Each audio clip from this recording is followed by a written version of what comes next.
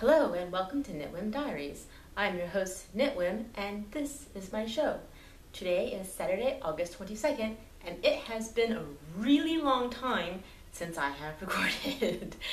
The last time I posted an episode was in April. That was 4 months ago. So, yeah, I think you probably, if you watch my show a lot, if you've seen other episodes, you probably know that I'm not the most regular podcaster. Shit happened. I'm sitting on the floor in my craft room right now. My mother-in-law visited us in May, and I had to put all of my crafting stuff away in order for it to fit in my craft room. And it never got brought back out. So like my table isn't set up. I don't have a chair in here. My tripod was all put away and folded and not set the way I wanted it, so it's just weird. Someday I'd like to get my craft room back into a state of crafting, but I haven't really been crafting a whole lot, and it makes it really hard to do a video blog when you don't have content. So, sorry. I hope that some of you guys are still around and that you'll watch me when I put episodes up and that you don't feel too bad when I don't. Anyway, moving on from that topic, let's go with finished objects. I've finished a few things since April, not many because crafting mojo just kind of evaporated, but I did finish some things. The first thing is I made a pair of Urban Necessity mitts, and they are convertible. So here they are. Woohoo! I kind of winged the convertible part because I had yet to find a convertible knit pattern that I actually like. I thought I could do better. And so that's why they're a weird shape, because I kind of just made it up as I went. And I put a buttonhole in the flap because in most mittens that I've had before, the flap didn't stay closed when I was using them. But these I made so tight that I haven't actually felt the need to sew a button on yet. So there's that. My plan is to wear these over a pair of regular fingerless mitts that have fingers on them so that I'll get 2 layers of warmth. And also this yarn isn't really the softest yarn, and so like it's not super itchy, but it's definitely like I could have something nicer, and so I would want to wear softer fingerless mitts underneath it just so I have something soft and cozy to make me happy. But this yarn is really super awesome. And I love it, even though it's not super soft. And that is because it is 100% American local sourced Shetland that I got from Spun Fiber Co. So if you haven't heard from Spun Fiber Co., I did mention this company way back. They actually did a Kickstarter campaign to get started. And it's based on just getting locally sourced fiber and breed-specific fiber more available into the knitting community. So I have a little card that came with the yarn, and I don't know if you can read that, but that's the logo. And they just say, Spun Fiber Company partners with local farmers and their flocks to bring you beautifully hand-dyed breed-specific yarn. Together we can support our local communities while creating opportunities for sustainable fiber practices. And the yarn that I got for my pledge to support on Kickstarter was the Native, which is 100% local Shetland from Farmglade, New Jersey. So I'm really happy about that and excited. And she's got, she's working on getting more breeds out other than just, I got Shetland, and I think there's Merino and Gotland and a few others already available on her website. She's working on getting more. And she's got different bases and different weights. The weight I got was worsted, and mine was just natural color undyed. And she does a lot of natural dyed colors, and they're mostly like light pastels and light shades. So I'm looking forward to that. I'm keeping an eye on her to see what other breeds she ends up getting. And I know that as she branches out, she might get softer stuff or, whatever. I know that the Luna base is a bit softer than the Shetland, so it's just really cool and nice. That's a project that I did. I also knit this hat that I'm wearing. I don't know if you're gonna die on me. This is the Kit Kat hat. Oh, and I forgot to mention the Urban Necessity gloves. That pattern was by Colleen Michelle Mager, and I did those on US 7s. And the hat, this hat that I'm wearing, is the Kit Kat hat by Andre Sue, and I used US size 6 and 7, and it's actually handspun. Ta-da! I'm actually really happy with this handspun, and I'm going to get really close to the camera so that you can see. I actually knit this pattern twice with the same handspun. This is from the Secret Smorgling that I did with Nunoko. Oh my god, and I love Nunoko's fiber so much. It was an amazing spinning experience, and I can't wait to order from them again. This is the second hat. And I just, the yarn that I spun was worsted weight, and it was just round, and you could just squishy, and just,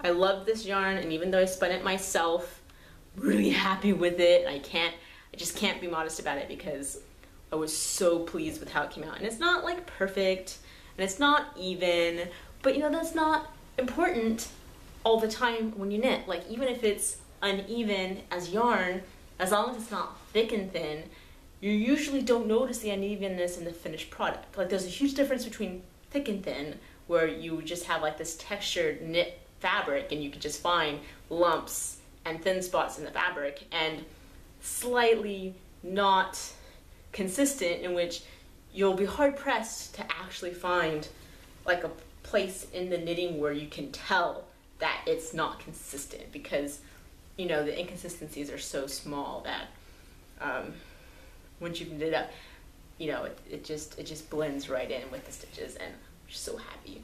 I knit two, one because the total yardage was only about 230 yards total of worsted for both hats. And that's not really my cat is, what was I saying? Oh, 230 yards isn't really a lot to make a project with. And so I thought it would be really cute to do matching hats for me and my husband to wear. We are crazy cat people, and we do have 3 cats. But he says he won't wear it in public because it's weird. I mean, big surprise, right? I think they're cute. Okay, I can't do that with a straight face. Anyway, moving on. Works in progress, because that is literally all of my finished objects that I remember finishing. I feel like I finished something else, but I don't know what. So works in progress. I'm working on the Ictus shawl by Boo Knits, and I'm pulling computer cables with it. I'm not sure why. The Ictus shawl by Boo Knits. I've knit this pattern before. Last time I knit it with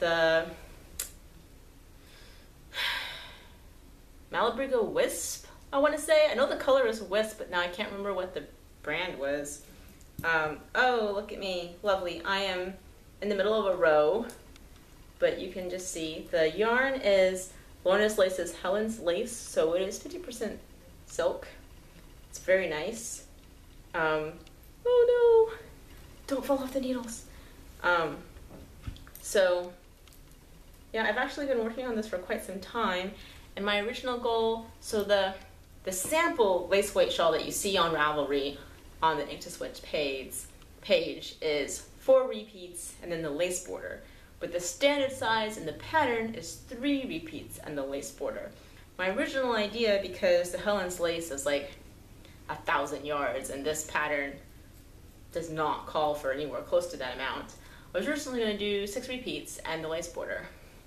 But although I love the final product of this shawl, and I almost, I really wanted to keep the last one I knit, even though I was knitting it for a friend. Even though I love the final product, I'm not enjoying knitting this. And I'm just gonna stop. And I've just finished the 3rd repeat, and I've started doing the lace border. And I didn't get that far yet, but there's gonna be beads on the end. And I'm just gonna stop and do it the regular standard size. It's a birthday present for my husband's, it's a birthday present, and I think that the standard size is big enough, and I can always knit a second shawl out of the rest of the lace. Holy crap, I'll be right back. Oh my goodness, that cat is loud. I am so sorry. Hopefully I edited that out and you didn't hear it, but probably not because my computer is almost to break. Anyways, so I'm gonna just knit it the standard size because it is a pretty decent size, and I'm worried I won't have time to finish it in time, and also I really want to get the yardage points for finishing it for the Eat Sleep Knit Yarnathon before my birthday, and that's playing a really huge role in the decision to just knit it the smaller size. And also I'm just ready to be knitting something different. So when I finish this, I think I'm going to knit the chunky knit and just knit something in chunky yarn because that's what I feel like right now. And I mean, it's knitting as a hobby and you do it to feel good. So why do something that you're not enjoying? I can knit lace weight some other time. So I did want to talk a little bit about Eat Sleep Knit today because today's episode is called Phone a Friend, which is the name of a booster badge that I'm hoping to get. So thanks for helping. So you guys all know what Eat Sleep Knit is. I talk about them all the time on the video blog. And basically they're a great yarn store located in Georgia, but also existing on the internet. And they sell lots of amazing yarn like Malabrigo and Madeline Tosh and Dream in Color and just a huge selection of really great stuff. And they have this fun game called the Yarnathon. And the Yarnathon basically is this crazy attempt to get you to buy a marathon's worth of yarn in 1 year. Now, in case you're not up on marathon terminology, a marathon is 26.2 miles, which translates into 46,112 yards. Yo, I know it's crazy, but some people have already hit that number for the year on the Yarnathon. Now, I am on a crazy yarn budget, so my goal is not to finish the Yarnathon. And in fact, I have only done the first milestone, and I'm like 600 yards away from hitting 5 kilometers. So, woo me! I'm winning on yarn budget-a-thon. But it's still a lot of fun to play, even if you can't afford to buy a shit ton of yarn. Pardon my French. It's really fun. So what can you do to earn yardage? Obviously, the quickest, fastest, easiest, most expensive way to earn yardage is to buy yarn.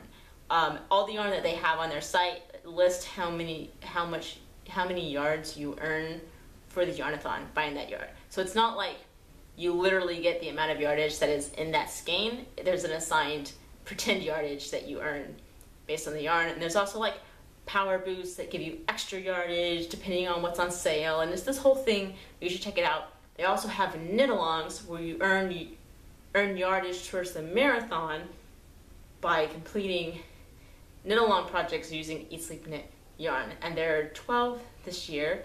And this Ictus shawl is going to be my entry for the shawl category, and I'm going to hopefully earn 1,000 yards when I submit it and reach my next marathon level. In addition to having the knit-alongs, they also have booster badges that earn you points, and the Phone a Friend is one of them. Telling your friend about Eat Sleep Knit, as if you didn't already know, because you guys are cool that way. And you get a lot of cool prizes. Probably already have seen on my podcast and on other people's podcasts, the famous Eat Sleep Knit yarn lotto tickets. This one's a winner, so I'm saving it. $5 store credits. And they also have cool patterns that you earn throughout the year, like the tiny little team mascot knits. And you also get cool swag, like I'm on Team Cowlettes this year, which is the owl logo, and stickers and fun stuff. I have a tape measure somewhere, but you know how tape measures are. They disappear all the time. I need about 12 in order to always know where they are. So that is my Eat Sleep Knit shout out for the day. And so yeah, so there's a booster badge specifically for ordering yarn on your birthday, and my birthday is next month. So I am super strategizing what I'm going to buy, because there's a color work knit along that I still haven't done, so I need to buy yarn for that. And let's see what else. There's a metered square knit along that I haven't done yet, but I might be able to squeeze it out of stuff left over from the sweater I'm knitting. I'm not going to show you the sweater. I haven't touched it in since before the last podcast I did. Oh, and there's a spinning badge for spinning with the fiber they carry, which is Malbrigo Noob. So I might pick up some of that just for S's and G's. So I'm pretty excited about that order, and it's going to be a lot of fun. And I really want to finish my shawl before then, so that I get my next yardage prize for making it to the next level before I make my order. It's this whole thing. It's a lot of fun. And last but not least, they have a forum on Ravelry, and the community there is just amazing. There are 4 teams that compete to see who can get the most yards and have the most finishers, and I'm on Team Cowlettes. Team Cowlettes is the chattiest, most friendly team on the boards this year. People from other teams come and visit us just to hang out, because that's how fun and amazing we are. And I say we, even though I don't chat there. I lurk, because it's fun to hear what everyone has to say, and every now and then I'll make a comment, but I'm kind of shy, and I don't know why it's easy to talk to a camera, but hard to type something and hit send and then be like, oh my god, what if someone replies to my post and they don't like it, and what if they hit the disagree button? I would disable the disagree button on Ravelry, except no, I need to know. I have to know if you disagree with me. I can't disable it. I must know. I will be upset, but I must know. It's kind of interesting, the things that you say that people will disagree with, and you'll say something that you think is just totally bland and neutral, and there's no way anyone could disagree with it, and you'll get 4 disagrees, and you're just like, huh? What did I say? I don't understand. Everyone likes ice cream, right? Disagree. Right. So, I don't know. Hopefully, I'll be able to keep doing videos more often, and hopefully I start knitting more. I think I can finish this shawl this week, because I'm already on row 6 of the lace of border, and there's only 16 rows, even though rows 9 through 16 are beaded. I could do that quickly, right? That's my plan, and then chunky knit, and then order yarn on my birthday, and then I'll have a bunch of projects from that. I'm spinning. Oh, I knew I forgot to say something. Works in progress spinning. I am spinning, hopefully to knit the Daybreak shawl. So I finished. It's a work in progress, but it's also kind of a finished object. So I'm not finished with the whole spin, but I've done 2 skeins. This one is just red, and they're all fingering weight-ish. So this one it's all the red I have, and it's only 96 yards. So I haven't 100% decided how I'm going to knit it. It depends on the overall yardage I get. But the Daybreak shawl is usually just 2 colors. And so the other skein I have finished is this teal color. Ooh, the camera does not like that. Holy crap, it's all... Woo! Anyway, it's teal, and it's about 200 yards. Oh, it really doesn't like that color. Hide from the camera. So the way the Daybreak shawl works is there's the top part that goes around your neck is like the sun, and then there's stripes. It's the yellow from the top, and then another color, that stripe, and the yellow goes over the other stripe, so it looks like rays of the sun. And so it's usually only 2 colors. So my original idea was to have the red blend in with the blue, and have the yellow sun, and then have yellow and red stripes, and then have the red go away and have yellow and blue stripes or teal stripes. But the other idea I had is that I could make the red the very bottom, the border of the shawl at the end. But it's only 96 yards, and it's like a shawl. So I don't think that'll work. So I'm still thinking about it. Maybe I'll have so much yarn that I just give up on using the red, or maybe I'll cast on with the red and just have the very nape of the neck be red. I haven't decided, but this is all fiber that I dyed myself over a year ago, and it was my first practice on the drum carder, so it's not as well made fat-wise as later stuff that I've done and stuff that I've given away on giveaways. But this is a sample. Oh, it's the brilliant radioactive teal. So I have enough of the teal bats to probably do another 200 or 300 yards, and then I have an equal amount of the yellow. So I'm hoping to have around 500 yards of blue and 500 yards of yellow-ish, which should be more than enough to do the daybreak shawl, hopefully, fingers crossed. So I'm working on that, and I'm really excited about that. I really want to start having a hand knit project on the needles at all times.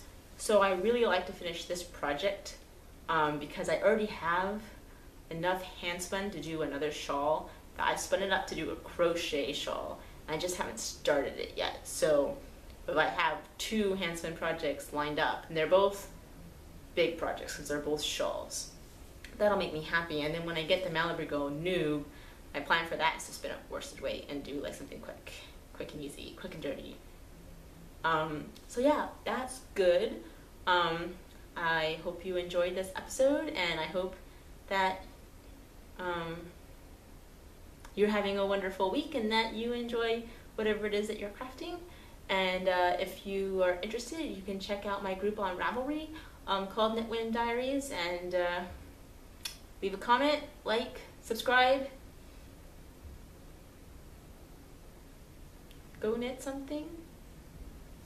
And I will talk to you next time. Bye.